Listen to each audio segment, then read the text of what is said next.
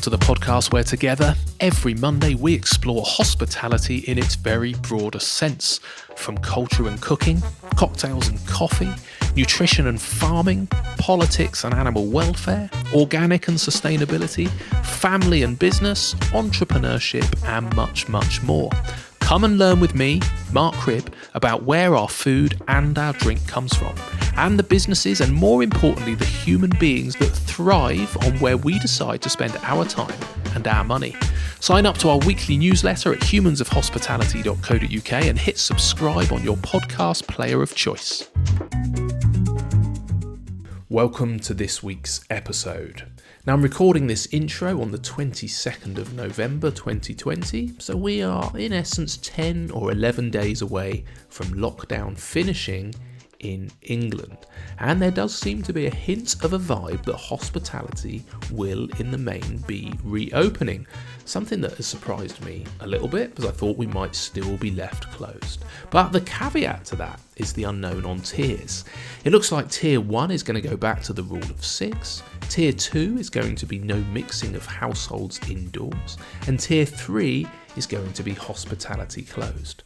And tiers 1 and 2 still seem to have the ridiculous and pointless curfew in place, although there are a few rumours that it may be switched to last orders by 10 p.m. rather than out of the premises by 10 p.m, which would be a positive start. And the opportunity for taking advantage of some Christmas trade is certainly encouraging. How the supply sector is going to instantly ramp up next week and restock the industry is going to be challenging, and I'm sure there are warehouses full of Christmas crackers and fields full of nervous turkeys and nervous farmers, I am sure, but clearly getting a bit more notice than we normally do will be very helpful in getting ready to reopen. Anyway, this comes up a little bit in today's conversation where we are off to Scotland, and right to the very northwest of Scotland, to the Torridon, where we are having an awesome chat with Dan Rose-Bristow. Now, although we've been to Shanghai in the podcast and we've zipped around England a great deal, it was lovely to finally get so far north and get a bit more of an understanding of what is going on in Scotland. The constantly changing rules and regs have kept Dan on his toes, and he's actually currently allowed to trade. Albeit with England and international travel closed, his market is ever shrinking. Now, some of you may be aware of the Torridon since they recently featured in an hour-long documentary as part of the BBC's Amazing Hotels series. Monica Galletti and Giles Corran spent some time working with Dan and his team, and the show is really well worth a watch. And what Dan and his wife Rohaise and the team have created in the Torridon is awesome. So remote with the challenges of staffing and weather and access and much more, yet they have an incredible reputation, and many people have suggested that I have a catch up with Dan on the podcast. As treasurer of the Master Innholders, chairman of Pride of Britain Hotels, and director of Luxury Scotland Consortium, Dan's also got a pretty broad perspective and some great nuggets of wisdom for all in hospitality. Not bad for a city trader with no desire to work anywhere near hospitality when he first set off in his career. Now, Dan and I touch on thinking outside the box when it comes to recruiting and retaining staff in such remote locations, sustainability and kitchen gardens, diversifying styles of accommodation, rapidly switching target markets, the visit from the BBC team and the subsequent incredible exposure, as well as setting up an outdoor pursuits business in a beautiful and remote part of the countryside. I loved chatting with Dan and have a huge amount of respect for his business acumen and generally just being a great example of another awesome human of hospitality.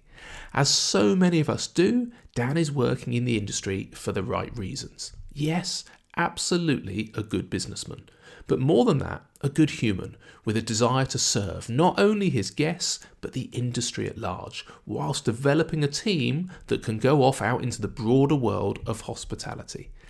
I thoroughly recommend you take a look at a photo of the hotel before we start, since it will really set the scene of their incredible location. You can find a nice shot on the Torridon's website itself, of course, or head over to humansofhospitality.co.uk. Type Dan in the search bar on the top right and you will find the show notes and a picture of Dan and the hotel. And whilst you are there, you might want to sign up for my weekly newsletter. Every Monday morning, I will send you a very short email that details who that week's guest is and has the links to any websites or social media that we chat about during the show in one handy place. I don't share your details and you will only hear from me once a week. The sign-up form is at the bottom of the homepage. And whilst you are there on the website, if you listen regularly to the podcast and can support it in some way financially, that would be hugely appreciated. There is a Patreon button for regular donations and a PayPal button for more sporadic donations. All support helps with the editing, kit, travelling, time and more in keeping this weekly conversation on the air. Donations start at £5, so for just a couple of cups of coffee, you get a weekly podcast and a great deal of my love and appreciation. Okay, that's enough of me. Let's get over and meet Dan. Enjoy the chat. Dan Rose-Bristow, thank you so much for joining me on the podcast. You are the owner and MD at the Torridon, and in the UK, we're probably about as far apart as the two of us can be, I suppose. So can you just explain, where are you, Dan? Yeah. Hi, Mark. Thanks for having me on. We're located, about an hour and a half west of Inverness, so on the northwest coast of Scotland, up in the Highlands, about sort of the same sort of line as the Isle of Skye, and 4 to 4.5 hours north of Edinburgh and Glasgow, so a long way north, and a long way from where you are. You certainly are. I think I looked it up because when I saw the picture, there's a particular sort of shot. I presume it was taken from a drone or something of your premises that shows the sort of the sea in the background and the mountains, and it literally is breathtaking. It almost makes me cry when I see it. So I really wanted to come and see you, but you were something like a 12-hour drive, and I don't think Boris would be very impressed if I drove that far. It's probably not essential, but yes, you are a long way away. But it does look utterly stunning. Yeah, I mean location is everything for us.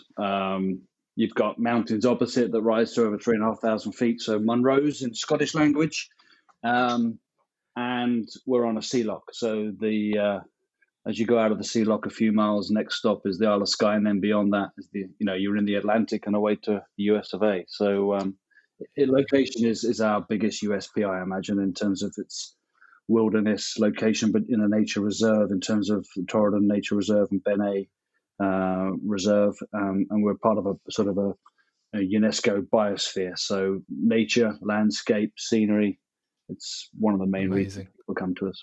Yeah, no, incredible. And what sort of incredible about that, I guess, is sort of what you've pulled off and the reputation you have. I think you the UK's most northerly 5-star hotel, I think I read. But it would be hard enough, I think, and we're obviously going to chat through all the different things you do and the awards you've had and all sorts of stuff. But hard to do that in Surrey, but to pull it off where you are, I can imagine there's some utter blessings with that location. But I imagine there must be some real challenges as well. Can you just talk through, I suppose, what are the key couple of pros and a key couple of cons before we start our chat? The real pros, I think, are our location, and it's on people's bucket list in terms of where to come. And once they've, as you say, you've seen what it looks like, it's pretty idyllic, and people get a sense of a getaway vacation. And we're very much a destination. You don't just happen to pass the front door.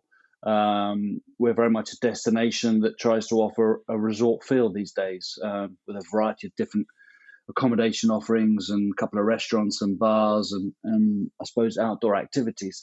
I guess the flip side of that is, while the remoteness is a real pull for customers and guests to come see us, it can be difficult to attract staff. And rural Britain, suffers a lot of problems in terms of available housing. So we've had to build a lot of on-site accommodation for the team to look after them. I mean, we're probably, to give you an idea, we have up in the summer probably 55 staff, of which 45 live in.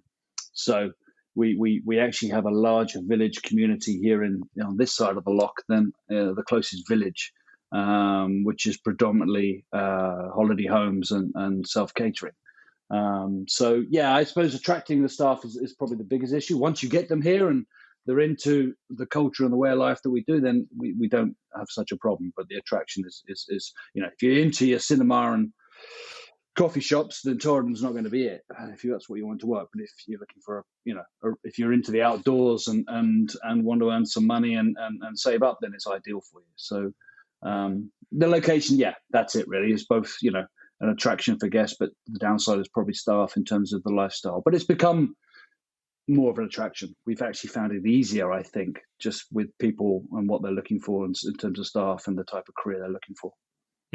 Well, I feel like I know it a little bit better because you were on the BBC show, weren't you, this summer? Yeah. Amazing Hotel. So I got to see some of those team, even got to see the staff accommodation. In fact, by the time I'd watched that show, Dan, I wanted to come and apply for a job. It just looked lovely. So if you don't mind, we'll have a little bit of a chat about that because it really was an incredible spotlight on your business and particularly the team, I suppose, around you and the diversification of what you've done. How did that opportunity come about, and were you sort of nervous, I suppose, about it in the first instance? Right place, right time. No other. We were just lucky. The location finder for the show was Scottish. The program had relocated from London to BBC Scotland, and they were looking for a UK property. And the girl, Emily, that was doing the location finding had been our way before, and she had 3 or 4 locations on her hit list. And she came and interviewed us, chatted about the show, and then wanted to find out about our story and the characters, I guess, that we have here. To make it an interesting TV program, you needed some characters. And I guess we ticked all the boxes, and we impressed them, and they were keen to go ahead. So they came in October 2019, and we're here for about 3 to 4 weeks. The 3 girls filming, very subtly filming, non-obtrusive, and then Monica Galetti and Giles Corrin came for 3 or 4 days each, crossing over a little bit for a day or so, and filmed the show. And it was a massive opportunity and great for us. And I think what was most pleasing was the feedback that we received was that actually we came across really well as a business, and the team. I was really proud of the way the team came across and portrayed themselves. And actually, some of them have been here 2, 3, 4 years, and were able to get the spotlight on what they've been doing really well. So people like Tom in the garden or Shane, our barman, and Rosie, our apprentice, they all really shone brilliantly, and that was what I suppose I was very proud of. And those customers have been coming for years. We're able to say that they really filmed it well and really got what we're about, which is all we can ask. I think the reservations were other TV shows have occurred in the past, and they're a little bit fly on the wall, and they show quite a few sort of bad and joking sides, and we were a bit conscious of not coming across that way or wanting to be part of something like that. And I think having seen some of the previous episodes abroad, which were were all internationals, we were the first UK one. There was one in Ireland that was down, Ashford Castle. But we were reassured, and then the 3 girls came to film, and clearly they had our back. And then once we knew they had our back and the way they were doing it, everyone here really relaxed. And I think that just, for them, as they said, it just made such a better experience for everybody. So yeah, a great experience. Yeah, amazing. And you're right, these things all too often, I guess, thousands of moving parts in a hotel, so inevitably things do go wrong. I remember when I was on the coalface managing my hotel, I'd always I'd know something was going to go wrong every day, and I was always pretty excited if it was quite early in the day, because I'd be like, great, that's it, that's the thing that's going to go wrong. If we can get it done by 9:30, I can sort of crack on with the day. And normally TV shows love the drama of it. The thing that I think I liked about it the most is actually really the only mistake that was made was by Giles when he was trying to serve people. And since he can be, what should we say, a divisive critic at time, it was lovely to see him the other side of the experience. Did that make you smile? Yeah, I think it did. I mean, he clearly has to play a bit of a joker role within the show. There's always elements of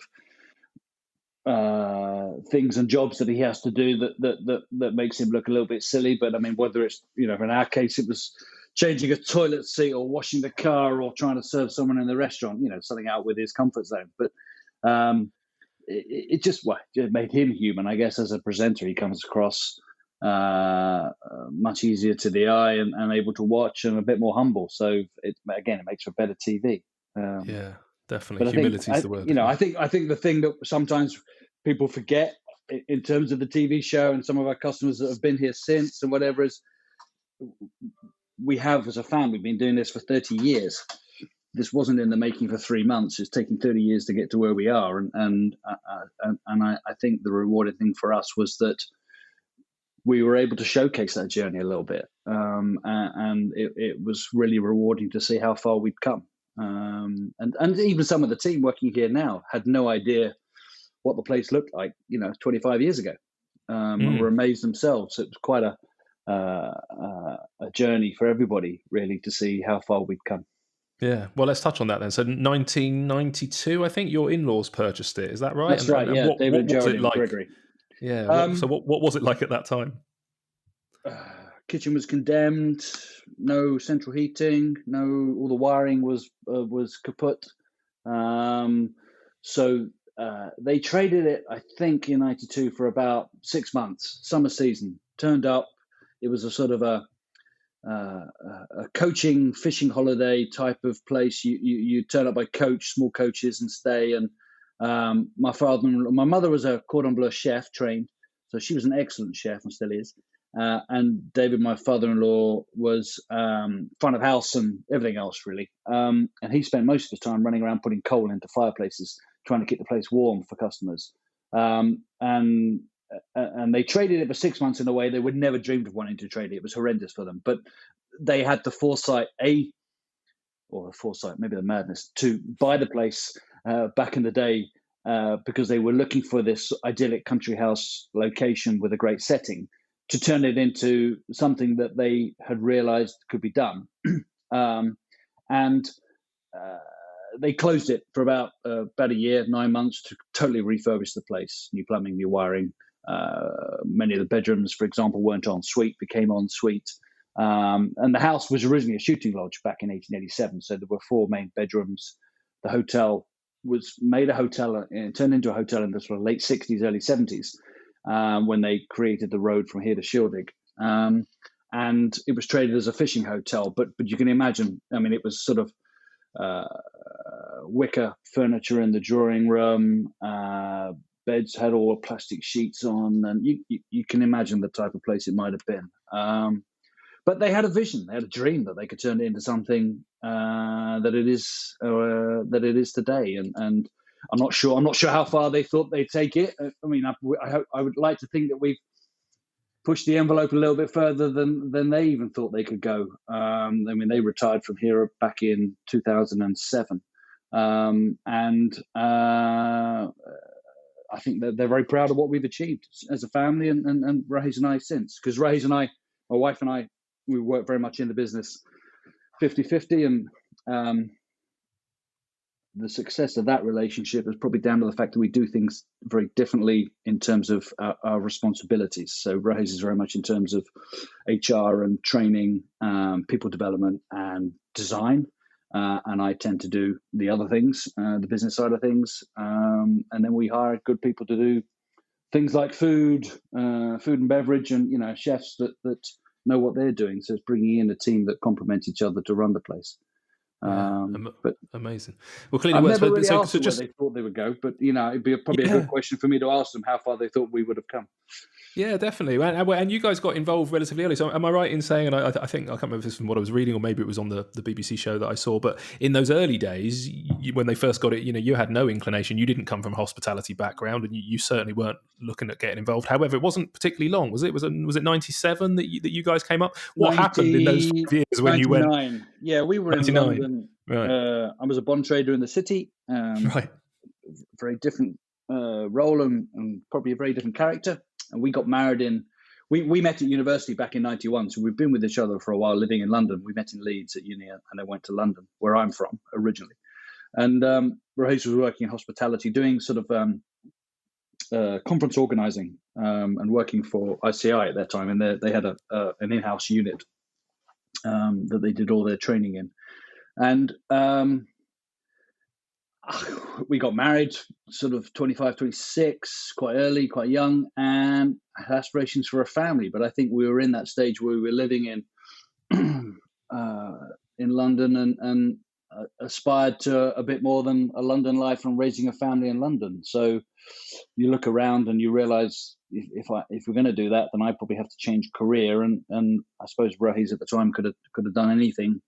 Hospitality skills could be taken anywhere else, but you can't really trade bonds unless you're in the city. So we were looking for options, and we decided to get married, and we were looking to start a family. And in '98, my in-laws won EA Hotel of the Year for Scotland, and their managers left in that winter, and they were looking for new people to come in and run it.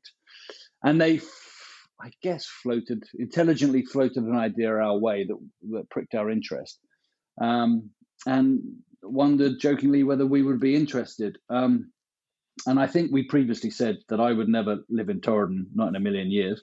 And Rohaise said she would never work in a hotel, having grown up in hotels. So, ironically, in a very short space of time, we found ourselves here in March '99. And I think we were young enough without kids to say, do you know what? Give it a go. Give it 2 years. If it works out, great, we can stay. And there's the sort of carrot of being able to take on the business, take it over.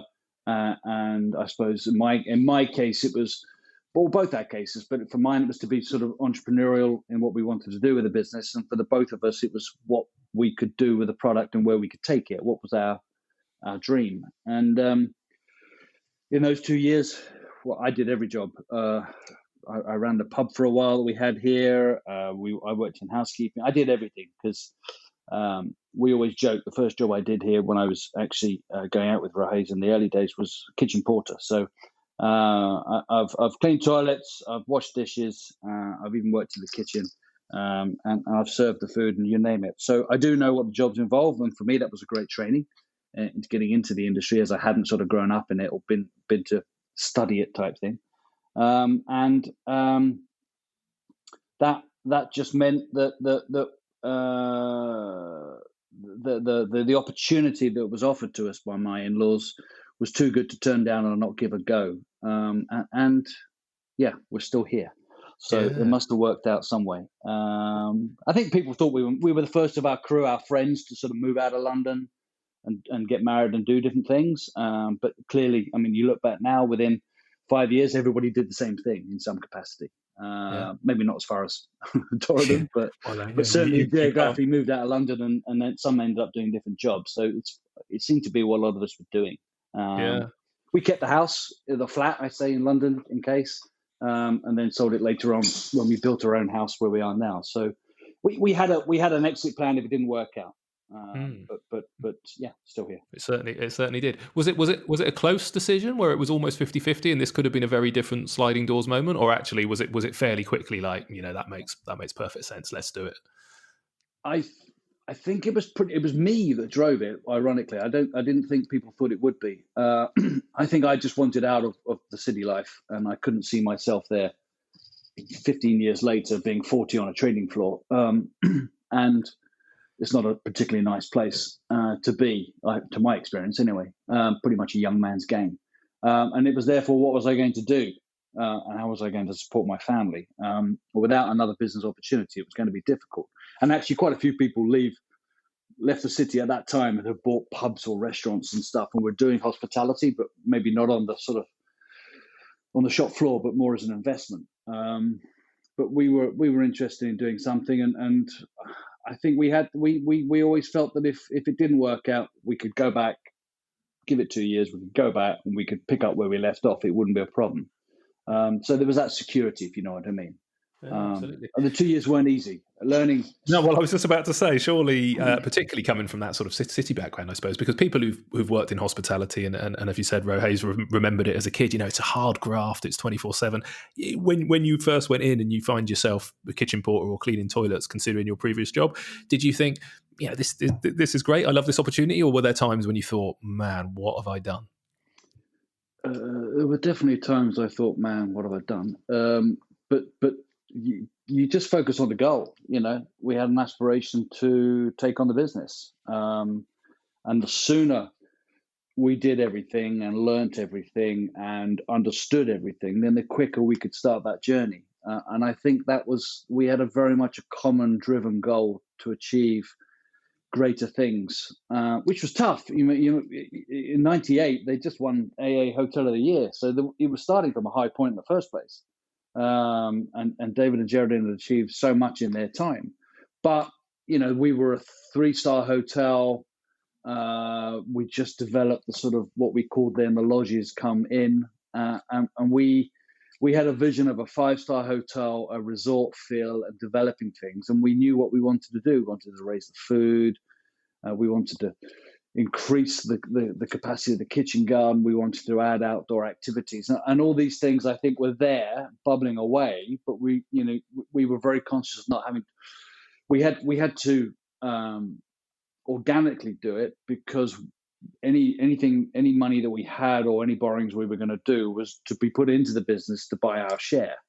So that left little room, if you like, for borrowing money for investment in the early days. So it was very much about how profitable we can make things to then take the next step, and how can we get the rack rate from 150, 200 pound a night up to 350, 400 pound a night, and grow what we want to do, maintain or improve service levels and the offering that we had. And I think we were just solely driven in those early days. No kids, you're 24/7. You didn't really take time off because you were enjoying what you were doing. And it was a steep learning curve. And actually, it was quite fun on that steep learning curve, because you felt you were really going somewhere. I think the more tricky thing was trying to navigate the journey with my in-laws, who ultimately had similar goals, but of course, an age difference and generation, they have different ways of doing it. And navigating that was quite difficult, especially with Rohaise and her father David, who quite fiery characters, quite similar in many ways. So, family politics was at play, and we ultimately all had the same goal, but we wanted to do it different ways, and that was probably the more tricky thing at the time. But we were always supported in those early days, and they gave everything to teach us what we know now and beyond. And certainly I did a lot of accountancy when I was in the city and sort of financial training, and that really put me in a good place to focus and run the business. And I think that gave security to my father-in-law, that I understood the numbers and I knew what to do, which was his side of the business, and therefore reassurance that I could take it on and not screw it up, if you know what I mean. And that was critical, certainly as a son-in-law coming into a business. But yeah, and they did retire, and we did take it on, and yeah, we're here today. Yeah, and it's gone all right. When you look back, are there some sort of pivotal sort of key moments or transformations, I suppose, that you've done that took it from sort of what it was to what it is now?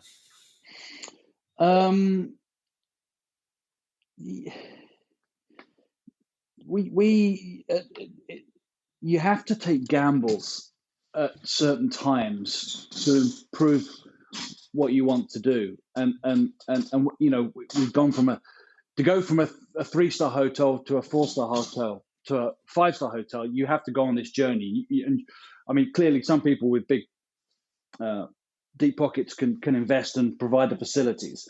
And you see it even now today. People put in 4- and 5-star hotels with all the facilities, yet the hospitality to back it up is not there.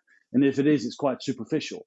And we were really, really interested in being very organic and authentic in the hospitality that we provided. And I think the key points of when we effectively, for us in recent years, went from a 4-star hotel to a 5-star hotel. We'd negotiated for a long time with various Visit Scotland or AA, for example, about what a 5-star hotel could be, or could the standards needed to change to the type of designation that we were. We weren't a city centre 200-bedroom hotel that provided room service all the way through the night in the city centre. We were never going to do that. Nobody wants room service here. And that was at one stage, that was a delimited to being a 5-star hotel. Well, that was wrong. You can still be a 5-star hotel without doing room service, for example. And it was really rewarding when we stepped the food up from 2 rosettes to 3 rosettes. We went from 4-star to 5-star. And I think more recently is that we took the bold decision to incorporate everything that we have into one resort, whereas before we used to trade different entities, although they were a couple of 100 yards apart potentially. But we've literally, and probably COVID has allowed us to do this, and be bold in our approach. And that this year we rebranded to the Torridon Resort. We have sort of a one-way system coming into the resort. We used to have the Torridon Inn, the Torridon Hotel, and now it's just the Torridon, and we sell the rooms as a different sort of name. Up at the stables, we have self-catering, and people feel very much now they're on one place and they have different options. Whereas I think before people possibly thought they were different ownership even. And that's really helped us to develop what we want to do and the feel of the place. And for us, I know you've had some inspirational people on your podcast, people like Ollie Hudson, about the kitchen gardening. I was really interested by what he said about almost gardening by spreadsheet, which was I found quite appealing myself, but very complex in itself. But to develop that whole field to fork has been great. So we've developed the farm side, we've developed the kitchen garden side, adding this winter we're putting in a second polytunnel, because it allows us, back to the sort of first question you asked, if the less dependent we are on our remoteness, then the better we become at what we do. So if we're slightly more self-sufficient in the food that we produce, we're less reliant on product coming in from somewhere else. And those decisions have been fundamental in how we've got to where we are today, but very much on an organic basis, developing our culture and what we're trying to do, and being authentic. Because for Rohaise and I, we're here every day. The staff see us every day. I have an operations director, Ross, been with us now over sort of 6 years, and he runs the operation. But in terms of the culture, we're very much at the front of how it should run, in terms of the values we want people to understand. And I think one of the biggest decisions we made was to be tougher on those values. I think in the old days, we would compromise on our values to sometimes keep or retain members of the staff who were problems. Now we sort of feel much more confident we're not beholden to anybody, and we can be a little bit more direct with the people we do and don't want, and we're very clear about the values that we hold as a business, and that has filtered to everybody and makes everybody else feel a lot more confident in their jobs and the way they do them, because they know we've got their back and we won't tolerate effectively poor performance or whatever it may be, and that's been fundamental in attracting staff and the way we do things. I mean, back in the day, David and Jolene, they had 25 staff. Now we have 55. It's a very different operation, and that I think, that's been key to our success. Yeah.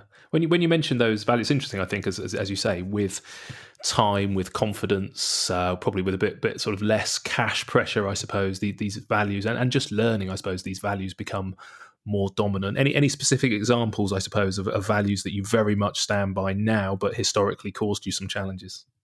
Ownership, I think. Having the confidence to delegate and give people ownership of their job roles and what they wanted to do. So I've often seen back in the day people being a lot more reluctant to delegating responsibility for what they do, and sometimes owner hoteliers can be very dominating, and not letting go of the reins. And the best decision we made 5 or 6 years ago, I won a scholarship with the Master Innholders, and I actually got to go to Cranfield on a scholarship, which was a leadership and a director's management course. Basically, you did 3 weeks every 3 months. You did 1 week every 3 months over a 12-month period. And I suppose that was the eye-opening moment for me that gave me the reassurance to what we could do and what we should be doing. And Rohaise and I went from being very much in the business to working on the business, and that was fundamental in the way that we the success that came to us, both in terms of growing our occupancy and what we do as a product, but also financially. that gave us the reassurance to live by our core values. So as you rightly say, the more financially secure you are and the more stable the business is, then you are able to delegate more. And you give people responsibilities. And actually, if you define those roles quite clearly and give people the responsibility, then they sink or swim. And clearly, you're not wanting them to sink. So the better you can make them swim and develop in that role and run with it, then the better it is for you. And we've become better at picking the right people with the right skill set to come in, which allows us to focus much more on the business than in the business. So, I no longer serve tea and coffees, more than capable to do it. And if I'm called upon, I'll go out and do it, not a problem. But in terms of the success of the business, it's far better that I sit in here analyzing and crunching the numbers and working out what we're going to do next with our sales and marketing and where our next customer is going to be and what the next development or which bit of infrastructure we need to amend or change or add to, than serving tea and coffee. And I think that change was fundamental in how we did things. And more recently, I suppose sustainability in a few different ways. Sustainability for me is not just the green element, but it's also about the stability of the business. The more financially secure it is, and the growth is steady, and the quality and consistency of the team is stable, then again you become sustainable in what you want to do, and you could have the courage and confidence to make bolder decisions. And that also, on the flip side, is you then we've made much more development on our environmental issues with developing our biomass system and boreholes and reducing our plastic, which a lot of people are doing. Some are just paying lip service, and some are really believing in going for it full hog. And I think, again, it comes back to our USP, which is our destination. And I think we have a duty, certainly here in Torridon, to live up to a more sustainable practice. And I think our customers are now thinking that. I mean, in this last 12 months, we've heard, since COVID, we've heard about how people want ethical businesses. They want to they're going to go back to places that they have confidence are doing the right thing. Businesses that are sustainable, businesses that offer a mindful approach to a vacation, a business that offers the great outdoors and to experience wide open spaces. We thankfully tick all those boxes, but again, it's part of our culture here, and I think it becomes much more real when you live and breathe it than just talk about it. And the difficulty of that is translating it from paper to reality with the team, and that's our challenge as we continue to do it. But we have so many things in our favor that allows us to develop it, not least the location, but that I suppose cry out and speak volumes of what we do.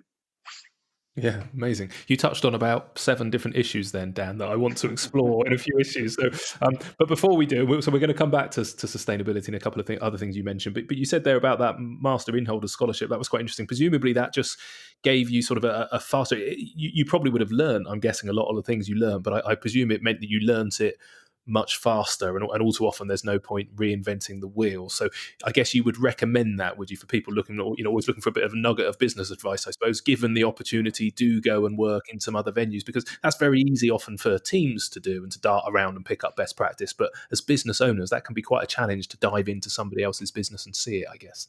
Definitely. I mean, as a business leader or owner, the real eye-opening moments come when you actually look at businesses that are, in my case, non-hospitality, and what they do as best practice. And I think that was the great thing about the course at Cranfield. So Derek Bulls was one of the founders of the Master Innholders, and the scholarship was set up in his honor. So there've been 3 of us that have done the course over the last few years. And it's really intensive. There's a lot of homework to do, but it's all about working on your business. So it's very, very productive. But you take what you do and you do your homework, and you take it every 3 months, the stuff to work on, you take it back for the week at Cranfield, and it gets dissected by a room full of 20 people, and you're critically appraised, mostly in a constructive way, about your business. And the feedback that you receive from your peers who are not hospitality, I was the only hotelier there. We had airline industry, we had food suppliers, quite a lot of public bodies, DVLA, for example, Anglican Water. There are, real a variety of businesses on site, but we were all dealing with similar challenges. Mine was about ownership and looking at how we develop the business and ultimately how I delegate more responsibility. Others was about how they put themselves forward as leaders. We all had different challenges, and actually to share those ideas in that forum was unbelievably rewarding. So much so that I came back and fundamentally changed what we were doing here. And there's this great there's a number of different analogies and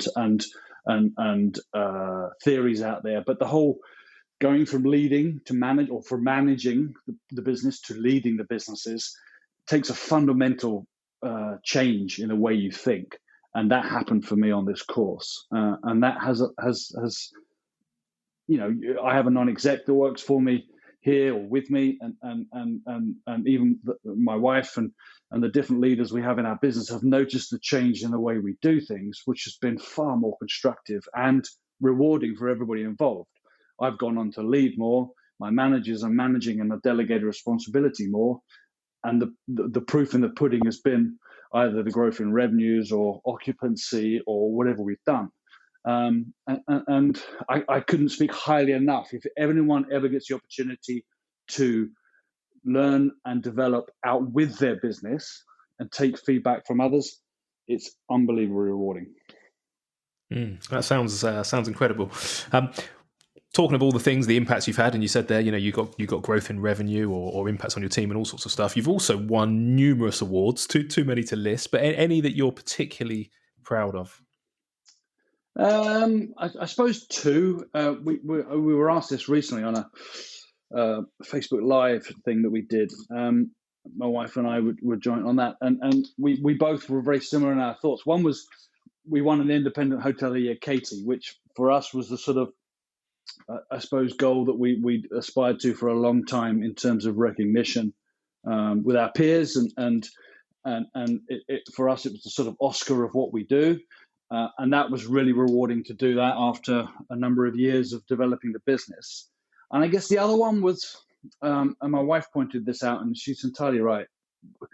We started an apprenticeship program. My wife did. She actually is chair of the Apprentice and Hospitality Scotland at the moment, and we've been really proactive in developing apprenticeships in hospitality with a number of other partners, hoteliers throughout Scotland. And our first one was a girl who came to us and was in housekeeping, and we wanted to start the scheme. And Rosie joined us with trepidation on the scheme because she wasn't sure she wanted to do hospitality. Yet for us, she had one of those smiles that my colleagues would pay millions of dollars for, because when she walks into a room, she lights up the room, and customers just feel fantastic when they arrive and they see her. She's just great at that part of the job. And we saw that potential. And after 2 years, she actually won Scotland's Apprentice of the Year. And I think that was probably our most rewarding for the team, to take someone that we found and develop them and give them an opportunity, and then see them to win, of all the apprenticeships in Scotland, from motor industry to hospitality, she won. And that was, we were very proud of that. That's amazing. Why did she win? You'd have to meet her, Mark. She's, I mean, she's still here. She's wow, that's awesome. We stayed on for a third year and did a supervisory role, so an additional year on an apprenticeship. We've then made her front of house manager. I think she might have moved on this year, but I think with COVID, everyone's sitting back and waiting a little bit to see what happens for next year. But she's just done a marvelous job, and she's one of the key leaders within our team, which in the space of 4 years, from an apprenticeship to now, just shows you how far she's come. And she's got $1 million smile. And in hospitality, that personality and that smile is invaluable. And you can't buy it. You can't even teach it. Which, I've got to be honest, people even know she's smiling when she's got a mask on. So that's how good it is. So she's just a hospitality individual that just oozes looking after people. She cares about their experience. She wants to do the best by them. I'm pretty sure when she decides to move on, many of my colleagues will bite my hand off to take her.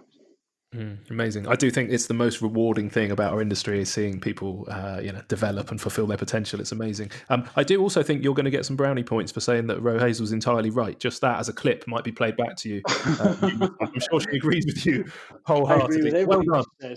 Yeah, well done. You're entirely right. Always. Well done for getting that in.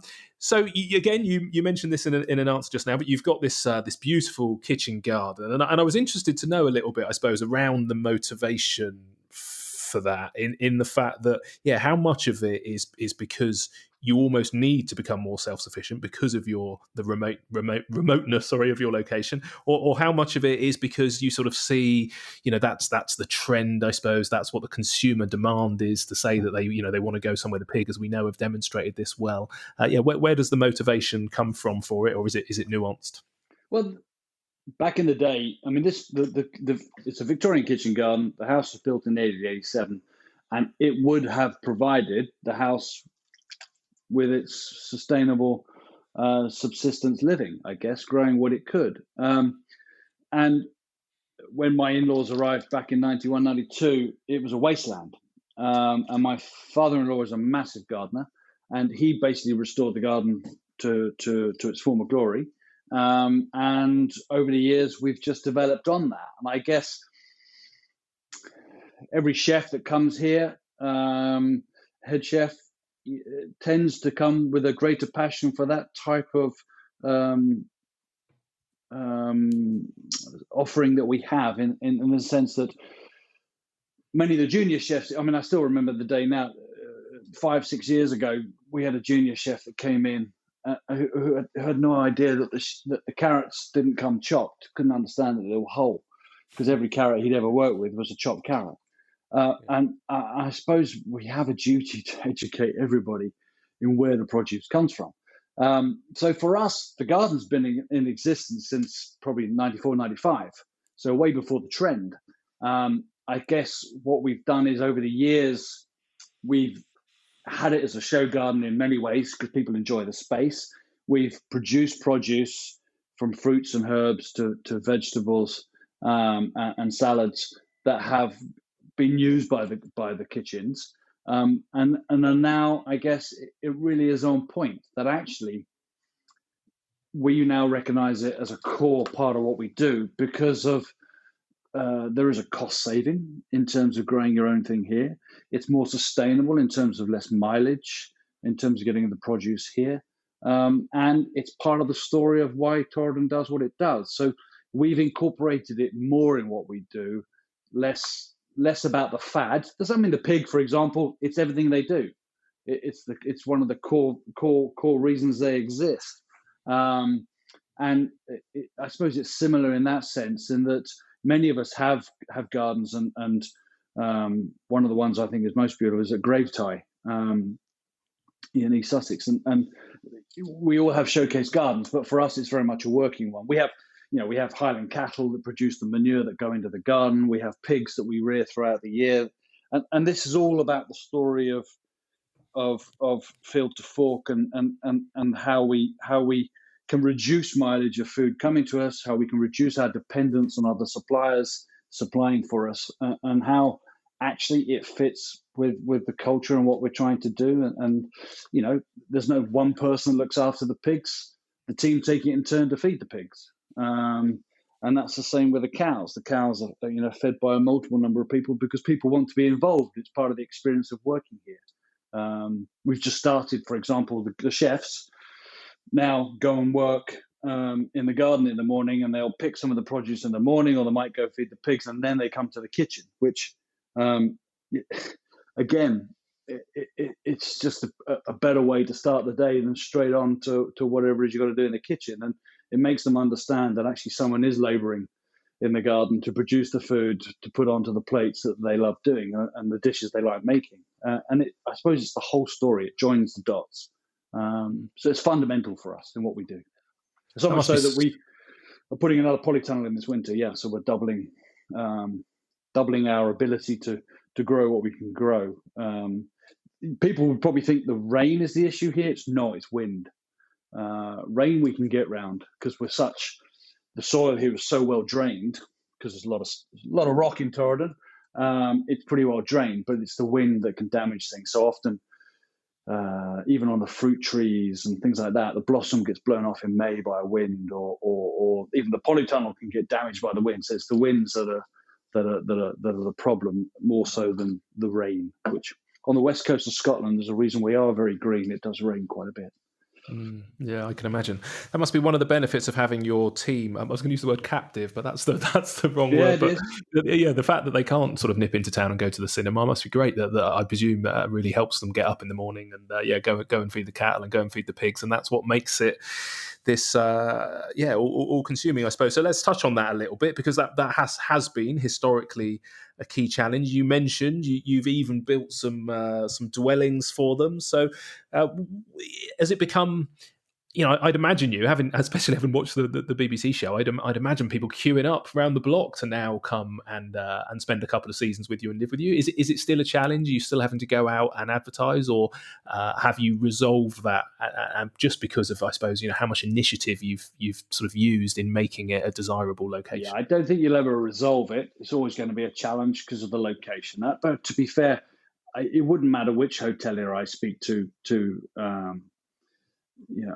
I'm current chair about the handover of Pride of Britain hotels, and we speak about employment and recruitment all the time with some of my colleagues, and you it's always the same. It doesn't matter whether you're in central London, down on the southwest, or in the Highlands. It's a challenge.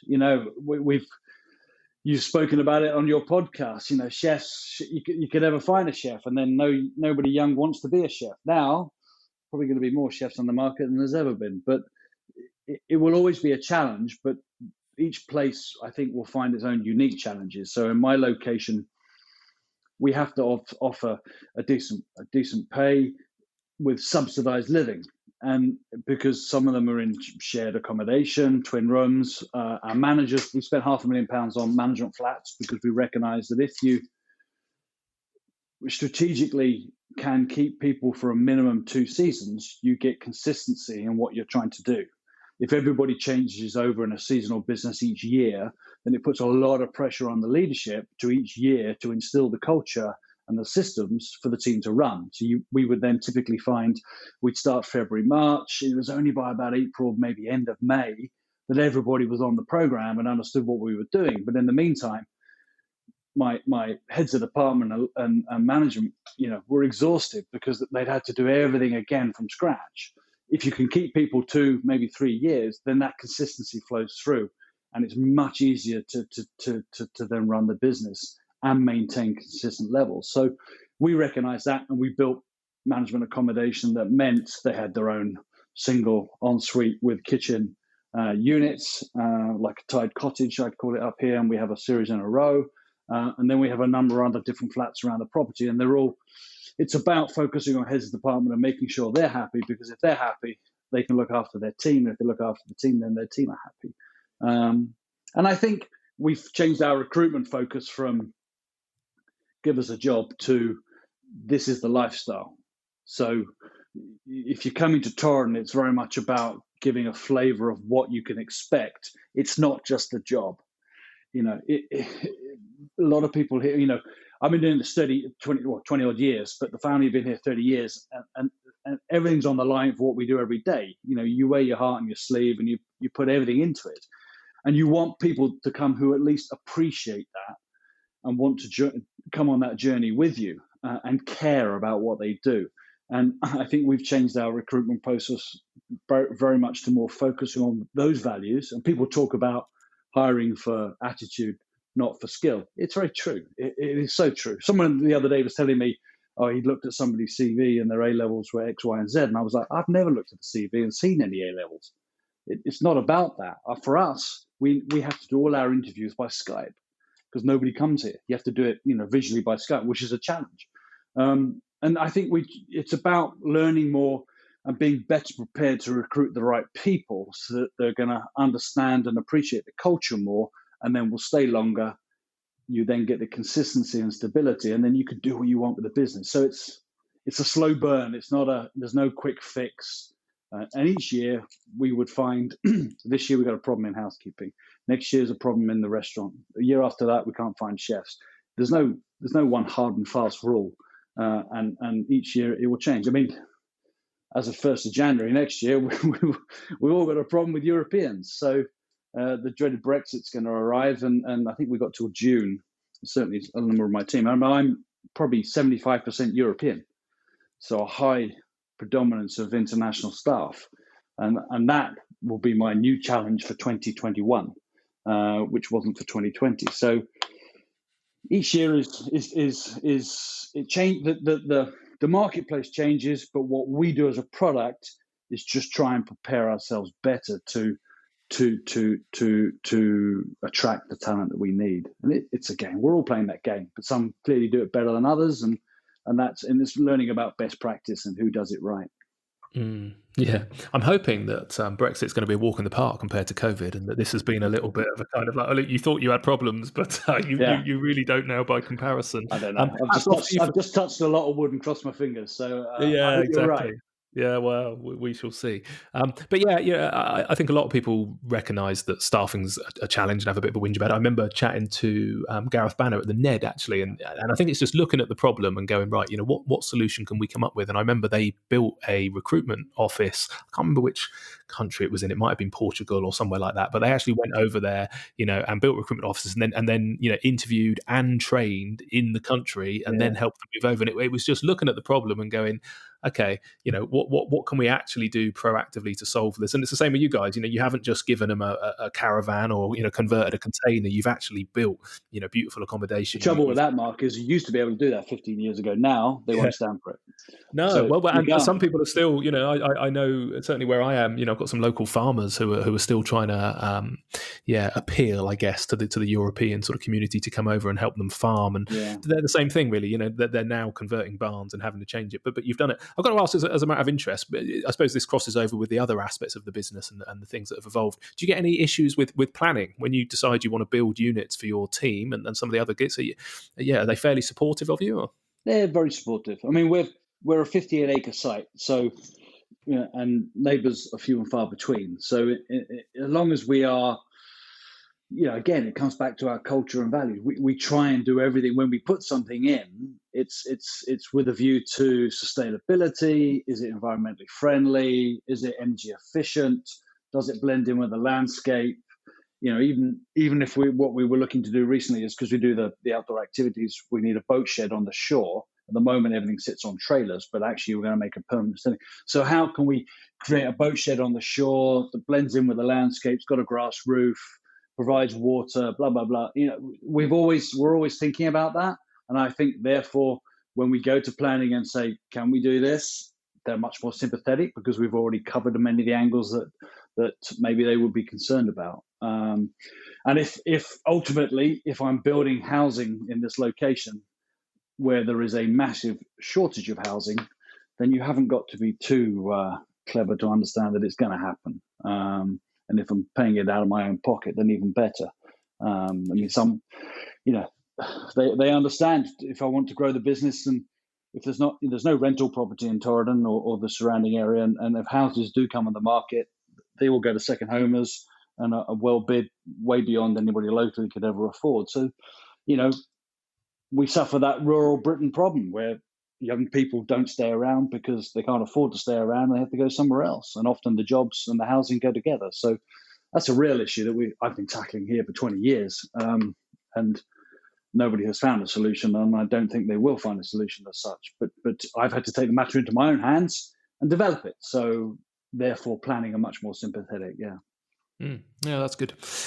You mentioned this here with the boathouse. That was something I wanted to touch on. All too often, hotels looking, I suppose, at elongating the season or wanting to be a destination, end up going down the spa route. Was it a conscious decision because you offer some amazing outdoor activities: mountain biking, hiking, archery, guided walks, gorge scrambling, coast steering, all sorts of stuff. Yeah.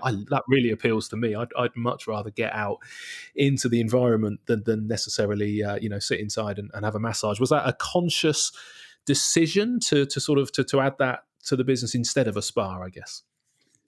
Yes, we easy Good, answer. Yes, back in the day, we had a sort of a what I would call an older gentleman that worked here, Roger, and it was a question of a concierge come ghillie type of character. He'd wear a bit of tweed, he'd take people out a little bit of fishing, he'd take them on a few guided walks, and it was very much facilitating what you could do and how you could do things in the area. And we reckon then he decided to leave, and we applied for what was eventually can only describe, I suppose, as an activity manager. And we had a gentleman arrive called Chris, who was really inspirational in terms of what he thought he could do and what we should be doing. And he came from he was an ex-Marine, very much involved in the outdoor activities. And he said, what you want to do is this. And we thought, you know what? That sounds really appealing to us. Is it appealing to our market and our customers? And at the time, I think we were thinking about that. We were thinking about spas, and clearly spas continue to be flavor of the time in terms of what they're doing. But we thought, actually, again, back onto culture and core value, what would fit us better? And I think the outdoors, again, looking at the landscape, our location, what would people expect when they came here? We thought the outdoors would be better. And actually, we haven't looked back. That's been a great thing for us, a real USP. I think we're still one of the only hotels in the UK that does have its own outdoor activity business. Many others, I suppose, use outsourced businesses, but we employ two guides and then outsource locally. There are a lot of sort of freelance guides in the region because of the nature of where we are and people doing activities in this part of the world. So, and I think the deterrents to a spa were one, the thought of trying to employ more specialist skill set and get them to like Torridon and live here. So spa therapists. And secondly, we were really conscious that some people were doing spas to a very high level. And if you were going to go into the market to do a spa, at the aspiration of quality that we were trying to grow the business, we needed to spend a lot of money on a spa to compete. We didn't want them going, from South Lodge or from Glen Eagles and coming to us and finding it was just a sauna and a jacuzzi. And we thought, where could we compete and what could we do? And, you were looking at effectively millions on a spa, and we would never have received a return. And we've managed, and a lot of people build spas in locations like mine because you do want to extend the season. If you can bring them indoors in February, March, and October, November, then you can extend the season because you're offering them indoor facilities, arguably, and that works. But with us, it hasn't. We've extended our season with our outdoor activities. Again, the only thing that stops us doing anything here is wind. You can't sort of see kayak and canoe with the wind, and some of the other activities are a bit dangerous. But if it's raining, no problem. You just need to ride. There's no such thing as they say with bad weather. You just need to wear the right kit, and that has worked for us. And we still continue to be probably one of the only ones that do it, and therefore people come here for that reason. And we've probably grown. Back in the day, 10% of our customers were doing activities with us, but we found about 40% of our customers were doing outdoor activities, but they came with their own mountain bike or they went on their own hike. And now, we've probably grown that up to more like 25% come and do stuff with us.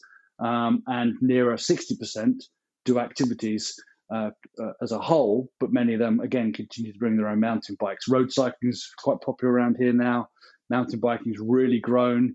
We've had things like the Torridon Loop with Danny McCaskill has really highlighted. So you get a real influx of people that want to come do that type of thing. And then we have a number of Munros on site. So again, people that like their mountain guiding and climbing, they all come to do that. And sea kayaking on the northwest coast again is a real sought after experience. So for us, it's just providing the infrastructure for people to get access to that, which has really worked for us. So yeah, very much a conscious decision. I love it. Sounds my idea of heaven. Is that outdoor activity centre? Is that only open to your customers, or was that open to it's open to everybody. So we were a year ago. We were doing sort of a complimentary program where everybody could sign up if they were staying as a resident. You could sign up to it, and then we would, or you could sign up to one of the activities, and then if you wanted more, you would pay for it, and then non-residents would pay as well. This year, because you can't put multiple people onto different activities, so we've had to do bespoke stuff, which has actually worked very well, and people have been really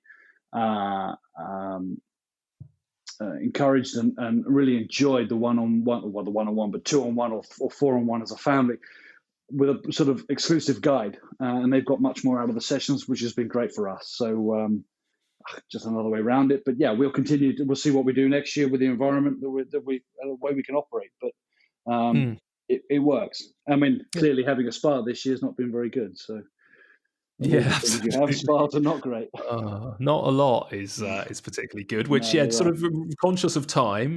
Let's just touch on that. A couple of last things to talk about. So business and COVID, I suppose.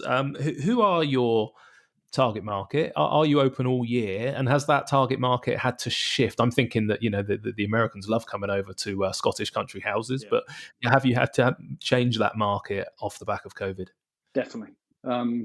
In any one year, we're probably 80% British, 20% US business, or certainly the majority of my international business is US. That's moved in recent times to more like 75-25. And then clearly March came and all my international business vanished. And everyone started talking about staycation and UK business. And it was apparent that there was going to be a marketplace there, and people wouldn't be able to get abroad, so would have to holiday at home. And as is well documented, quite a few UK rural coastal locations have benefited from a very strong summer once we were allowed to open. Although in Scotland we've had a few more different hurdles to incorporate, because things like not being able to serve alcohol indoors has been a challenge in October, and but each one of them we've overcome. But I think staycation will be at least another 12 months easily. Certainly here in Torridon, I don't think we'll see many international tourists before well into the second half of next year. And therefore our marketing has changed. Yeah, we're very much focused on the UK market, looking at our consortiums that we work with and who they focus on. And we have had to change it and shift what we do. But pleasing has been that we found people to come. And I guess that will change as travel opens up. People will want, there's no doubt people in the UK will want to see the sunshine and will go to sunnier climates when the opportunity arises. And then I guess tourism will revert back to some form of levels that we saw before. When, who knows? But I mean, 21, 22, 23 people are talking very different timescales, but clearly it all depends on the next 6 months and how we go. I think with the TV program, which fortunately for us came out in July, was great timing. So until last week, we were probably nearly 85% full for November and December, which was unheard of. At a really strong rate. The demand was there. And then, of course, England closed and half our book wiped out. So, and we also have Glasgow and Edinburgh in lockdown, effectively at tier 3. They're not allowed to move out of the area. So we have that slightly strange situation that we are open. I can open till 10:30. I can now serve alcohol indoors, so there's a tier 1 Scottish property. but nobody can actually get to me. So, and as you're aware, my remote location means there's not much of a local trade.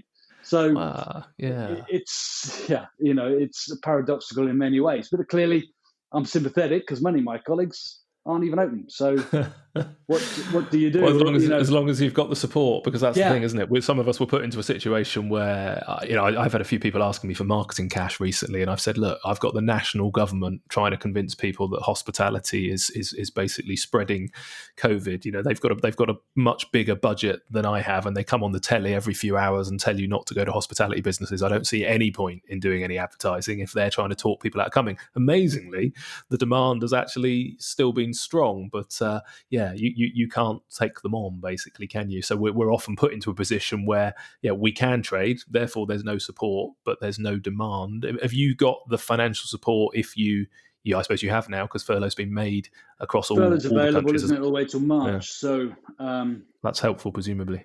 It's very helpful. So for example, we've made the decision here to continue, although I've dropped from 85 to 40%, we made the decision as a seasonal property, we would have probably reduced our seasonal employees. But because we were going to be busy for November, December, we made the commitment to keep people on.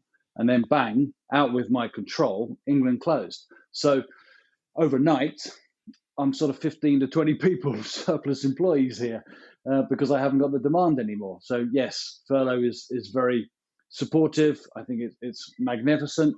I can't personally complain about the support that's come my way in terms of trying to help businesses stay in business and be able to come out the other side. There's a lot of conversation, obviously, now about winter, cash flow, seasonal rural properties. Furlough is a massive help and will get us through to the other side. I can't help but feel we're kicking the can down the road.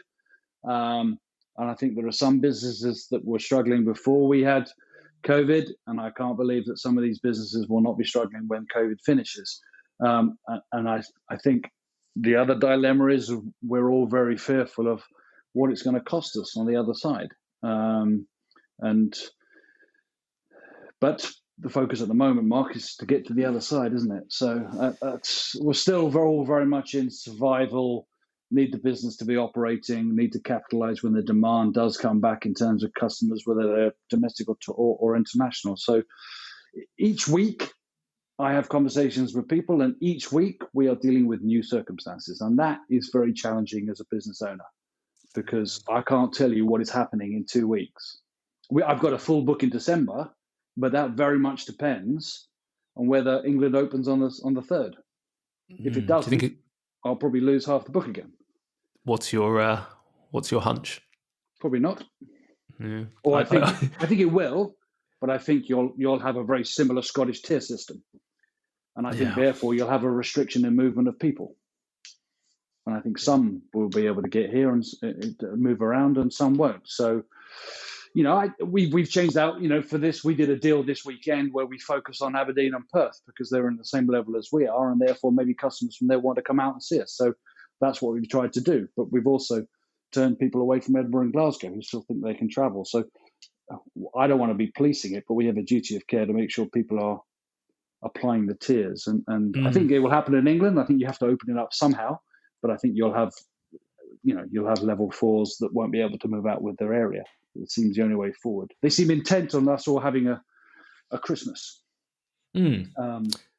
which requires socialising and movement of people, which is what they don't want. So I'm pretty glad I'm not the one making those decisions. I have to be honest. It's super complicated, isn't it? I look at my restaurants. We'd normally be shot solid. We're like you, incredibly seasonal, although not as remote a location, but being on the beachfront, and November, Jan, Feb, heavily loss-making months. But we actually only sort of stay open at all, really, to trade through December, where we get a little bit of a bounce back. But this year, no bookings. We'd normally be full of Christmas parties. We're debating: do we put the investment of the time and the cash and the energy into all the Christmas decorations across the group that we normally would, or if we're only going to open for 10 days, is there any point? It's and then suppliers who are saying, look, normally we just thousands of Christmas meals would be going out, and as it stands at the moment, we've got hardly any bookings at all, because we don't know, even if you can book, is it going to be same household only? Yeah, I It's wouldn't want very to be a different to turkey rules of farm at the six. So. moment, that's for sure. Oh, it's just The yeah. unpredictability of how many turkeys you're going to provide, I don't know. But No.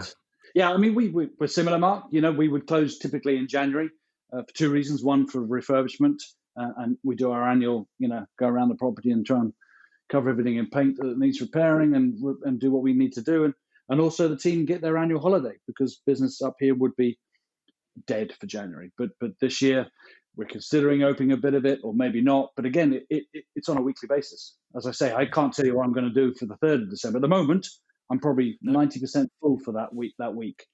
But wow, that's awesome. I'm glad you're so busy, and that's good. So it's really good for that to me, because it must be you've got very limited daylight hours, I'm presuming, where you are. Yeah, I'm not entirely sure what we're going to do with them when they come.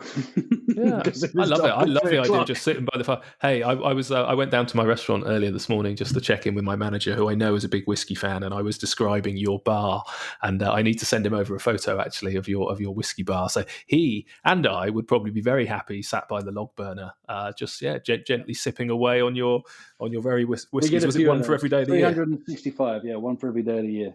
That's so awesome. That's Are they all Scottish, or? Sorry? Are they all Scottish?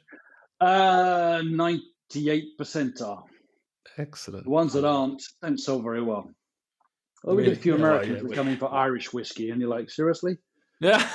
You're in Scotland. I think you should be drinking Scottish whiskey, don't you? Love it. So we have a few of those. We have an Indian and a Welsh one, a Pindrin, and so there's a few, because actually some of them are quite good. But no, most people want Scotch.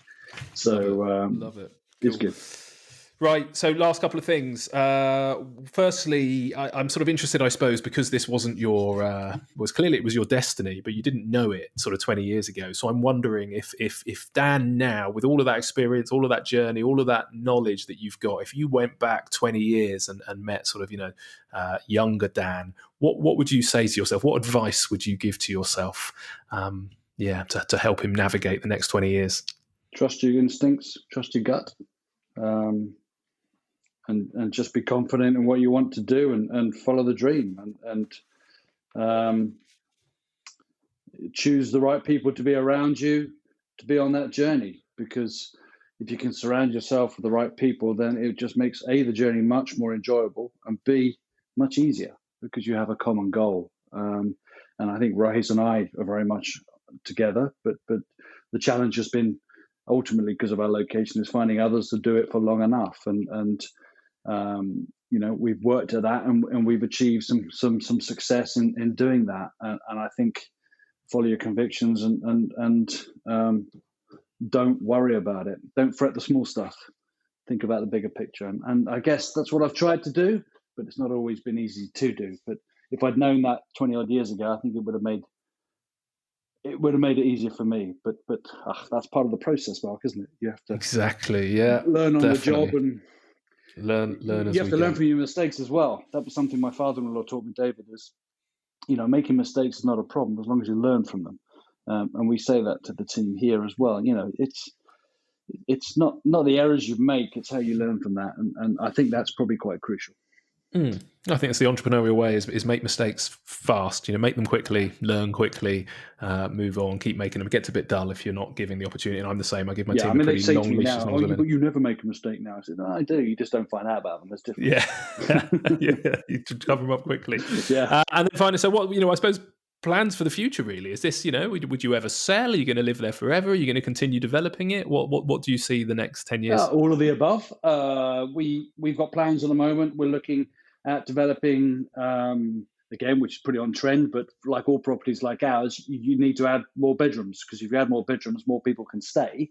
And if more people can stay, then you can grow the occupancy of your food and beverage outlets. So we're looking to add probably 4 or 6 units in the woods. We're looking at little cottages and bothies type of thing, that we can then, as opposed to having 60 people on site, we can get to 75. We'll have, maybe 36, 37 rooms between the hotel, the stables, and self-catering. So these would be very much, I think, their own unit, but very much focused on, they could be self-catering, small kitchenette type thing, but probably more people would want breakfast and dinner with us. Focusing on the outdoors, so provision of outdoor showers and mountain bikes as part of the job and that type of thing. So appealing to a certain probably 25 to 45 market, and develop that side of it, and continue to grow the food and beverage that we do, and raise the level. And ultimately, do I want to be here forever? No, Mark, I don't. But maybe one of my children. I've got a 21. Angus is 21. Finley's 18, and Amelia's 15. And who knows? It was 26 when I decided to come here. So they have a bit of time yet. But one of them might want to take on the business, and that would be really rewarding. But there's no pressure. They all are finding their own way and doing what they do. In fact, my son actually does our social media for a company. So he's already involved and has a real insight to what we do, Angus. But yeah, ultimately, we probably would sell it one day, because you can't do this forever. I don't want to be 70 and doing this, if that's your question. No. But I imagine the retirement age is now a little bit further down the road after 2020 for all of us. So it's there, and if somebody comes along, then like any business, it's for sale. But we love what we do. We're enjoying the journey. We're enjoying giving back.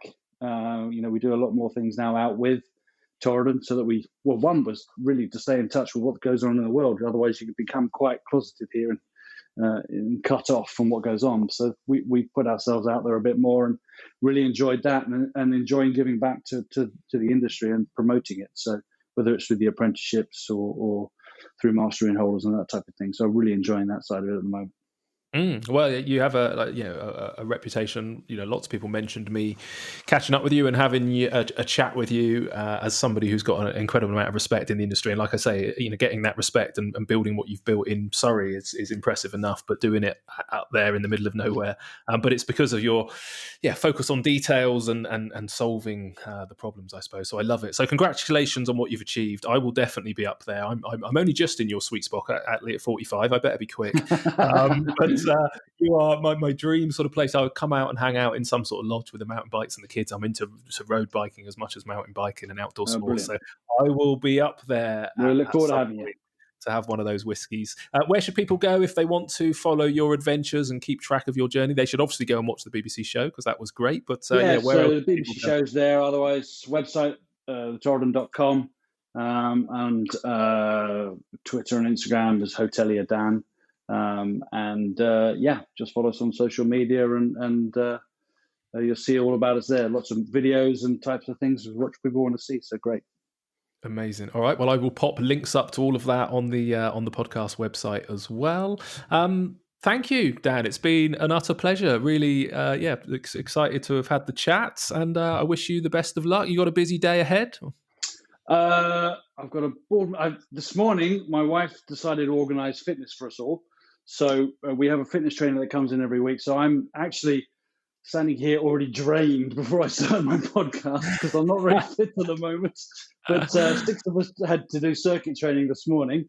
And this afternoon I've got a board meeting with Prod Britain. So I'm off to do that. But otherwise, we're closed on a Monday, Tuesday for this season, just to give everybody a break. And we open tomorrow, Wednesday. So... and I feel very fortunate to be able to open tomorrow. So we'll see what it brings. Yeah. Excellent. All right. Well, best of luck navigating the winter, whatever happens. And I'm sure we'll catch up again in the future. Thanks, Dan. Thanks, Mark. Good to talk to you. Cheers. You made it. Thank you so much for getting to the end, and I really hope you enjoyed this week's conversation.